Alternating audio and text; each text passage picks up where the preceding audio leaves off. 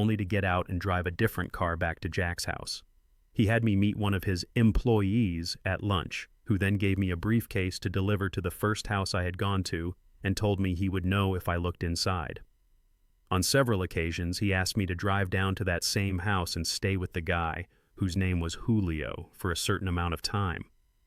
In total, I've made around $3,500.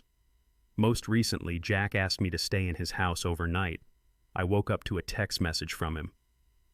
I need you to spend the night at my house. I hadn't ever seen him in person, but I had talked to him on the phone a few times. He proceeded to tell me he would pay me $1,000 to spend the night at his house, provided that I followed a few rules. I drove to his house that evening. The driveway was empty, and it normally was, but the porch light was on. I walked up, unlocked the door, went inside, and then locked it again. Everything in the house looked the same. Jack had told me over the phone that he would leave the list of rules on the dining room table.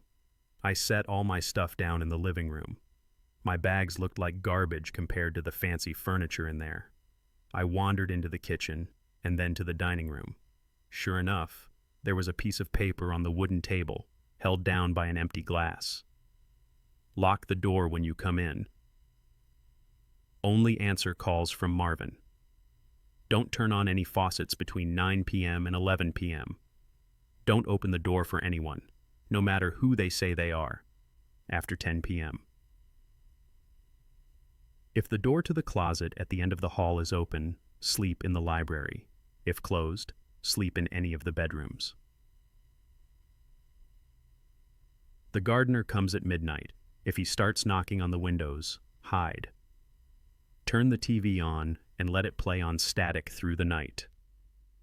Do not forget to do this. Help yourself to anything in the fridge.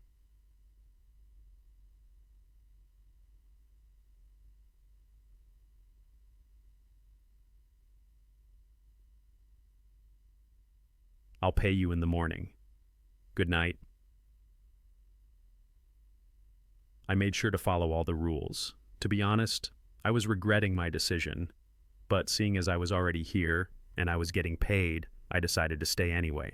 I figured as long as I followed all the rules, I'd be perfectly fine. Still, it felt a little odd. What was this? A haunted house? Nevertheless, I lounged around the house for a few hours, as I was planning on going to sleep around 9, since that's the time that all the weird shit would begin to happen. At 8:50, I brushed my teeth, using the faucet for the last time before 9. I checked the closet in the